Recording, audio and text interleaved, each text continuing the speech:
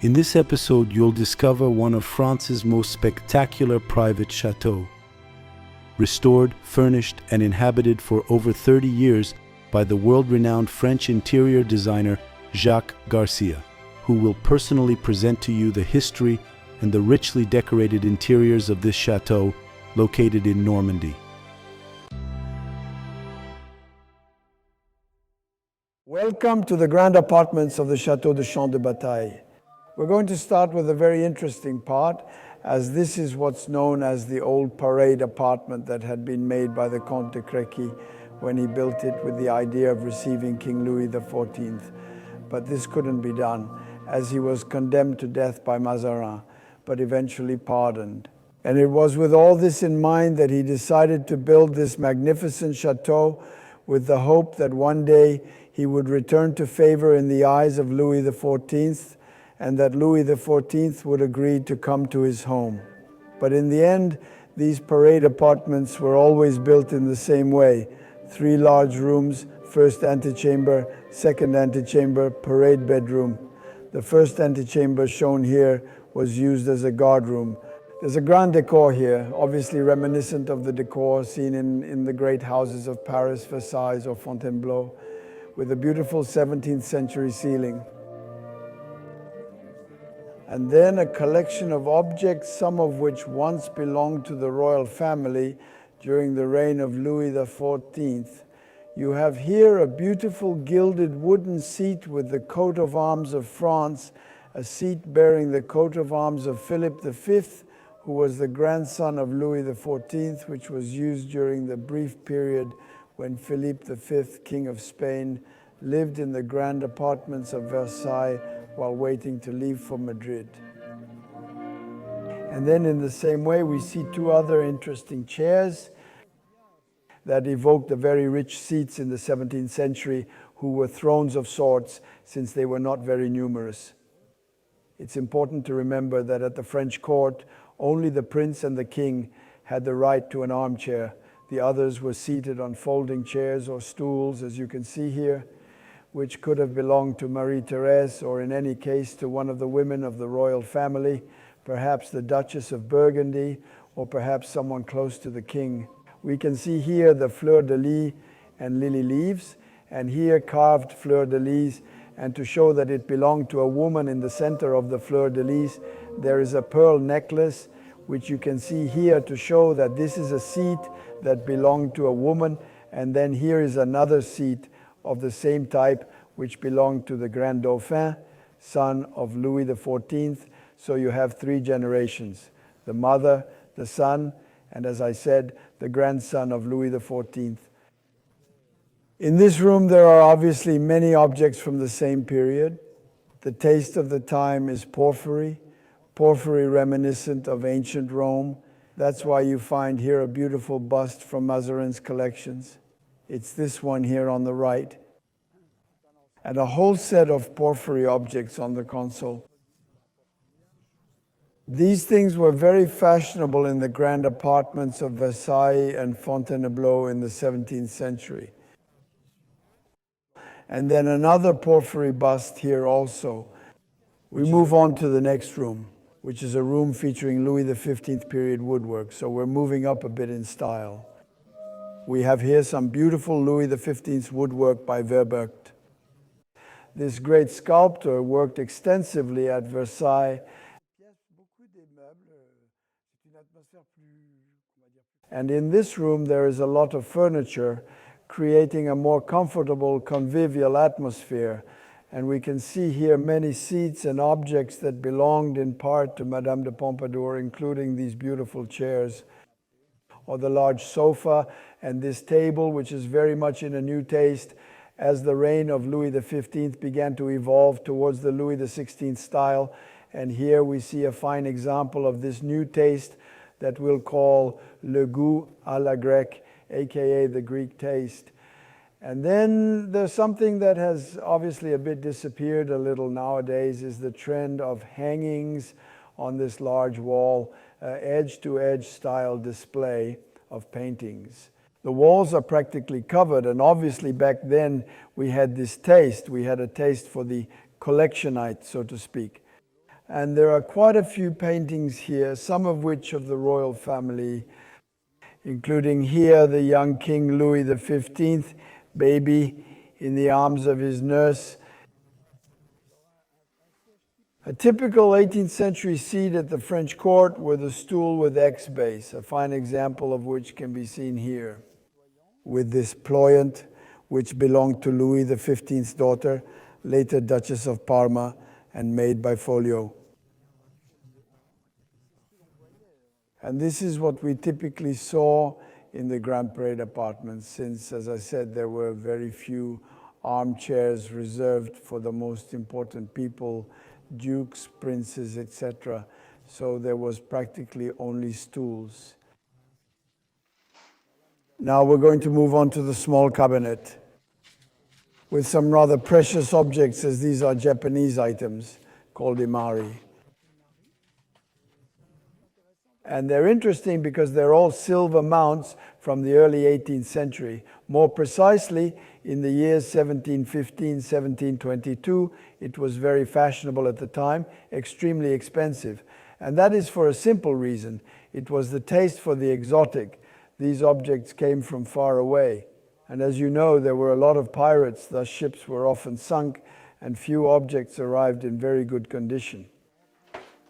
So now we enter the third room of the large apartment, the parade bedroom, again with its beautiful woodwork, as you can see on the wall, again by Verbergt. And here too we find a very fine Savonnerie carpet from the series of 93 woven carpets for the Louvre Gallery, which Louis XIV later placed in all his residences, Versailles, Fontainebleau, etc. In this room we evoke quite well, once again, with the Ployants and the balustrade, which was sacred for the possible arrival of a prince or the king. Behind the balustrade was the realm of the sacred, and in front of it was the realm of the ordinary. And in this room at the back, a beautiful bed, embroidered with Chinese figures and pagodas dating from the early 18th century, and on either side of the bed, a pair of cabinets. These are interesting cabinets because they have a peculiarity. First, they are Japanese from the 17th century, but extremely rare. They were made for William, the King of England, with his wife Mary. What's special is that you never see cabinets like these with silver mounts. You often see them with gilded bronze mounts. Then there was a series of 4 ordered for him. And when it arrived at his place, or in Holland or in England, he made a key with his initials. You see, the interior is very exceptional.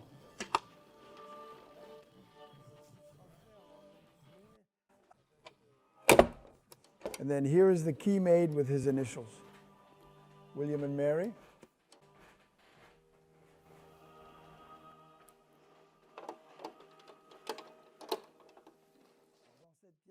In this room, a lot of royal objects. One thing I'm very sensitive to is this bust of Louis XV by the sculptor Coysevox, depicting the king at the age of 7. 3 busts like these exist, one at the age of 5, which I believe is in the Frick collection, one at age 7, this one, and one at the age of 9, which is in the apartments of Versailles. And this one here is the one which come from the regent's mantelpiece who reigned in France while King Louis XV was not yet adult.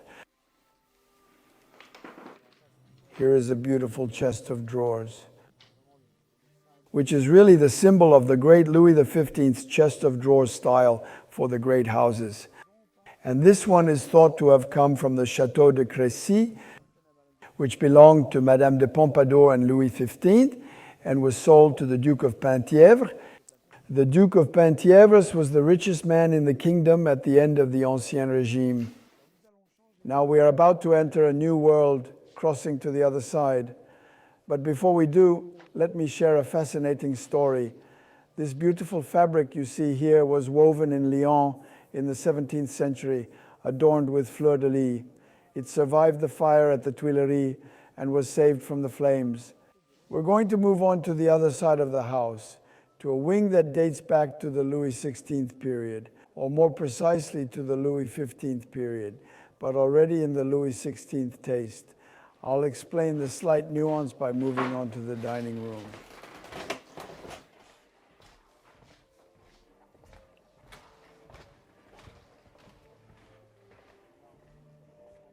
Here in the center of the house is the grand staircase, said to have been rebuilt by Gabriel at the end of Louis XV's reign, around the same time as Trianon, around 1765. Then there is this grand dining room, very neoclassical in spirit.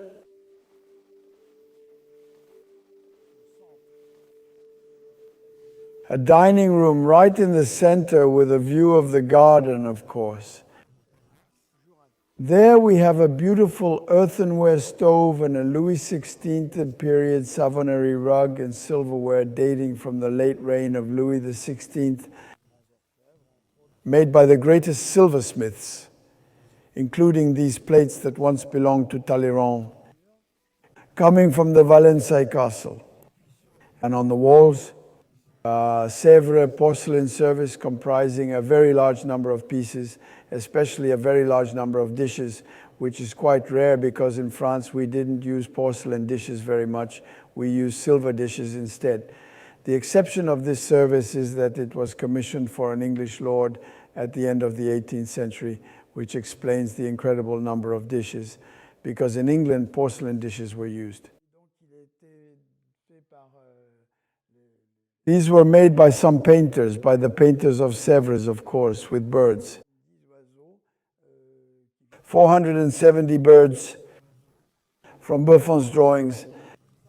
And after that, we're going to enter a universe that I'd say can be applied to Talleyrand's phrase, whoever has not known the end of the Ancien Régime has not known the sweetness of life.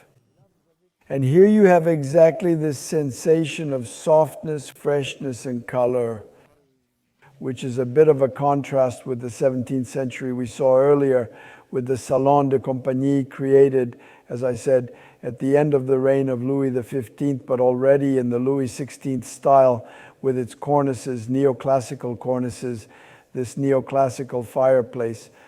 In this room you'll find a lot of furniture, some of which likewise belong to the royal family and to the great patrons of the late 18th century from revolutionary auction sales.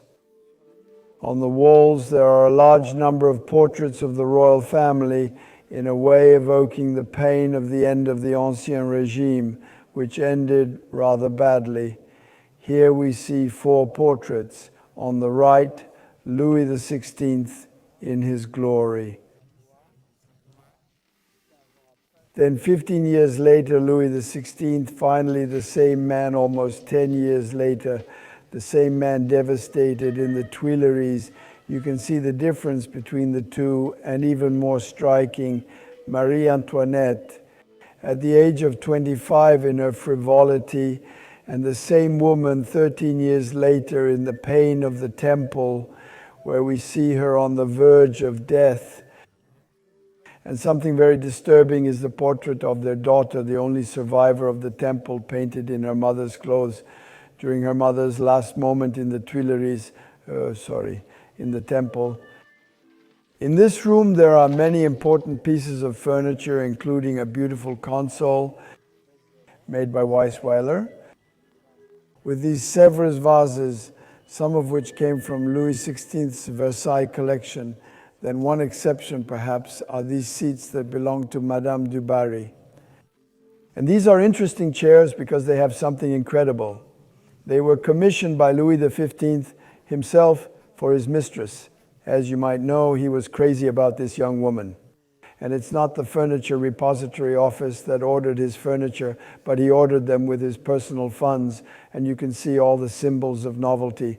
We're at the end of Louis XV's reign, and it's all almost Empire period when you see the Empire style. And there you see all the symbols with the rose flowers, which is Madame du Barry's symbol, the fleur-de-lis, the king's emblem, and then in the center, these 2 birds, the king's hymen, the favorite.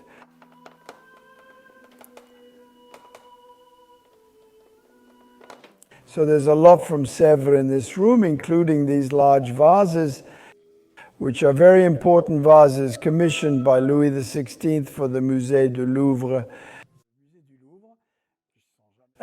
which were never delivered to the Louvre, sold to the King of Spain during the Revolution, and then sold by the King of Spain to a great English lord, Lord Hamilton. These vases come from the auction sale of Prince Hamilton in 1870 at the end of the 19th century. The Hamilton auction sale, being one of the largest of the late 19th century,